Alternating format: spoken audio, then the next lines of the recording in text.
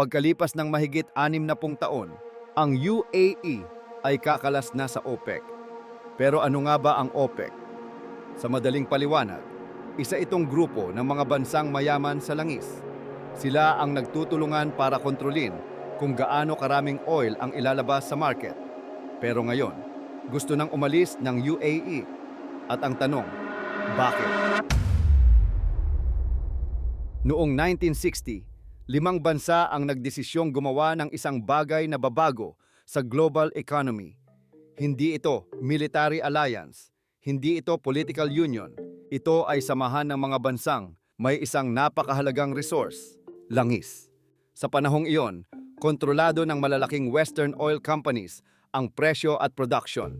Kahit ang langis ay nanggagaling sa Middle East at South America, hindi ang mga bansang producer ang may tunay na kapangyarihan. At para sa mga bansang umaasa sa oil exports, malaking problema iyon. Kaya noong 1960, nabuo ang OPEC. Ang ibig sabihin nito ay Organization of the Petroleum Exporting Countries. Ang mga unang miyembro ay ang Saudi Arabia, Iraq, Iran, Kuwait at Venezuela. Simple lang ang layunin nila, magkaisa at magkaroon ng mas malaking kontrol sa sarili nilang langis. Dahil bago ang OPEC, madalas ibang bansa o private companies ang nagdidikta kung magkano ang halaga ng oil. At para sa oil-producing nations, parang wala silang tunay na kontrol sa sarili nilang pinakamahalagang resource. Kaya gumawa sila ng sistema, isang grupo kung saan pwedeng mag-usap ang major oil producers at magdesisyon kung gaano karaming oil ang ilalabas sa market. Habang lumalaki ang OPEC, mas lumalaki rin ang impluwensya nito. Dahil habang mas maraming bansang sumasali, mas lumalaki ang porsyento ng world oil supply na hawak nila. At doon nagsimulang maramdaman ng mundo ang tunay na epekto ng OPEC. Kapag gusto nilang bawasan ang oil supply, pwedeng tumaas ang presyo.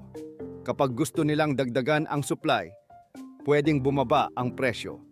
Sa madaling salita, hindi man direktang kontrolado ng OPEC ang presyo ng langis, pero kaya nilang impluwensyahan ito. At dito pumapasok ang pinakaimportanteng bahagi ng sistema nila, ang quotas. Sa loob ng OPEC, hindi pwedeng basta mag-produce ng unlimited oil ang bawat bansa. May limit, may agreed amount, parang may usapan. Magtulungan tayo para hindi bumagsak ang presyo. Dahil kapag sobra ang supply, bumababa ang value ng oil. At kapag bumababa ang presyo, nawawalan ng kita ang mga producer countries. Sa loob ng maraming dekada, gumana ang modelong ito at naging isa ang OPEC sa pinakamakapangyarihang organizations sa global economy. Kapag may oil crisis, lahat nakatingin sa OPEC. Kapag tumataas ang presyo ng gasolina, madalas OPEC ang laman ng balita. At hanggang ngayon, malaki pa rin ang epekto nito sa world market. Pero habang tumatagal, nagsisimulang magbago ang dynamics sa loob ng grupo. Dahil hindi lahat ng miyembro ay pare-pareho ang gusto. May mga bansang gusto ng mas mataas na presyo. May mga bansang gusto ng mas maraming production. At may mga bansang pakiramdam nila, baka hindi na bagay sa kanila ang lumang sistema. At isa sa pinakamahalagang bansang nasa gitna ng usapang iyon ay ang UAE. Dahil habang lumalakas ang ekonomiya nila, mas lumalaki rin ang tanong, kailangan pa ba talaga nila ang OPEC? Ang paglayo ng UAE sa OPEC ay hindi bigla ang desisyon. Hindi ito simpleng political statement at lalong hindi ito random. Sa likod nito, may mas malalim na pagbabago sa loob mismo ng Middle East. Dahil sa loob ng maraming taon, may isang bansang halos itinuturing na leader ng OPEC at iyon ay ang Saudi Arabia. Sa tuwing may oil crisis, sa tuwing may production cuts, sa tuwing kailangang pigilan ang pagbagsak ng presyo, madalas, Saudi Arabia ang pangunahing gumagalaw. Hindi lang dahil malaki ang oil reserves nila, kundi dahil sila ang may kakayahang mag-adjust ng mabilis sa production. Parang sila ang referee sa loob ng grupo. At sa mahabang panahon, karamihan sa mga miyembro ay sumusunod. Pero habang tumatagal, nagsimulang lumakas ang UAE, hindi lang sa langis, kundi sa ekonomiya, sa logistics, sa finance, sa international influence. Ang Dubai at Abu Dhabi ay hindi na simpleng oil cities. Naging global business hubs sila. At habang lumalakas ang UAE, natural lang na lumalaki rin ang ambisyon nito. Hindi na sapat ang simpleng pagiging miyembro lang. Gusto nilang magkaroon ng mas malaking kontrol sa sarili nilang direksyon. At dito nagsisimulang pumasok ang tahimik na kompetisyon. Hindi ito open conflict, hindi ito public rivalry. Pero sa likod ng diplomatic smiles at state visits, may lumalaking pagkakaiba sa priorities. Para sa Saudi Arabia, mahalagang mapanatili ang kontrol ng OPEC dahil iyon ang isa sa pinakamalaking source ng impluwensya nila sa global economy. Kapag may kontrol ka sa oil supply, may leverage ka sa buong mundo. Pero para sa UAE, maaaring hindi na ganoon kahalaga ang collective control dahil mas mahalaga na ngayon ang flexibility, mas mahalaga ang sariling strategy, mas mahalaga ang kakayahang gumawa ng independent decisions at may dahilan kung bakit. Habang papunta ang mundo sa renewable energy, electric vehicles, at energy transition, alam ng oil-producing countries na may limitasyon ang panahon ng langis. Hindi habang buhay magiging hari ang oil market. At para sa ilang bansa, maaaring ito na ang panahon para mag-produce habang mataas pa ang demand. Dahil kapag bumagal ang oil demand sa susunod na mga dekada, maaaring hindi na kasing halaga ang underground reserves. At dito, nagiging strategic ang pag-alis. Kung wala ka na sa OPEC quotas, mas malaya kang maglabas ng langis, mas mabilis kang kumita, mas may control ka sa timing, at mas kaya mong unahin ang sariling interes kaysa collective agreement. Pero may kapalit iyon. Dahil habang mas malaya ang UAE, mas lumalakas ang posibilidad na humina ang OPEC. At kapag humina ang OPEC, nagiging mas unpredictable ang oil market dahil mawawala ang coordinated system, mawawala ang dating simpleng mekanismo kung saan pwedeng magkasundo ang mga producers. At dito, pumapasok ang mas malaking problema.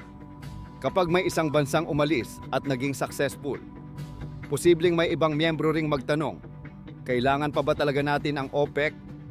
At kapag nagsimula iyon, hindi lang ito tungkol sa UAE, maaaring ito ang simula ng fragmentation, parang domino effect.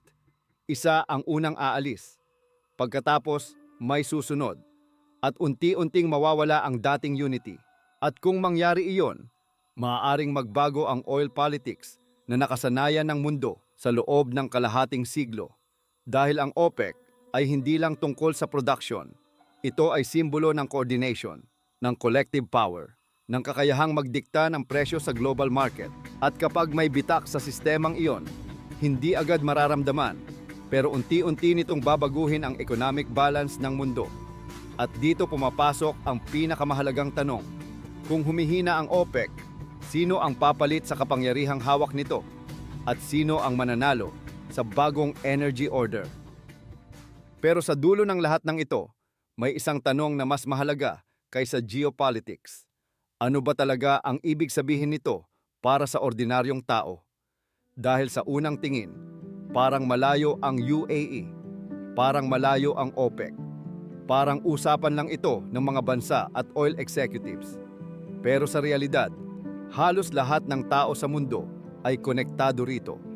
Dahil kapag gumalaw ang presyo ng langis, kasunod, gumagalaw ang buong ekonomiya. Kapag tumaas ang presyo ng krudo, tumataas ang gasolina.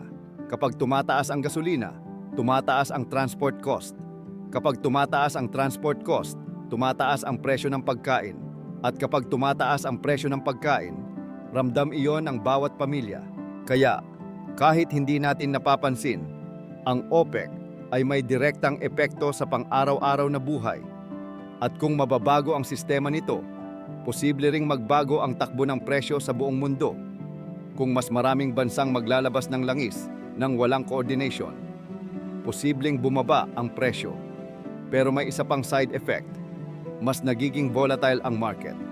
Mas nagiging unpredictable dahil wala nang malinaw na kontrol. Parang stock market na walang referee. Isang malaking halimbawa nito, ay kapag may geopolitical crisis. Halimbawa, may giyera sa Middle East, may disruption sa shipping routes, may sanctions. Kapag may strong coordination ng OPEC, mas mabilis nilang naa-adjust ang supply. Pero kapag mas fragmented ang system, mas mahirap kontrolin ang panic. At kapag may panic sa oil market, mabilis tumataas ang presyo. Kaya posible na sa future, makakita tayo ng mas madalas na swings sa fuel prices. Mas maraming unpredictable spikes, mas maraming uncertainty. At para sa mga bansang import-dependent gaya ng Philippines, mahalaga iyon dahil hindi tayo major oil producer, umaasa tayo sa imported fuel. Kapag tumaas ang presyo sa global market, ramdam agad sa pump prices.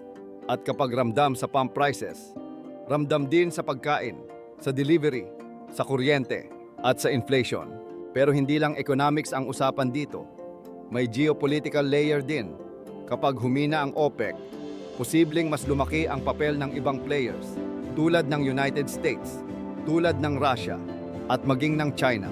Dahil sa bagong energy world, hindi lang production ang laban. Labanan ito ng influence, ng alliances, ng control sa supply chains. At habang lumilipat ang mundo papunta sa renewable energy, battery technology, at electric vehicles, may race na nangyayari. Sino ang magiging dominant force sa next era? Dahil posibleng hindi lang oil market ang nagbabago. Nagbabago ang rules ng laro. At sa geopolitics, kapag nagbago ang rules ng laro, nagbabago rin ang mundo.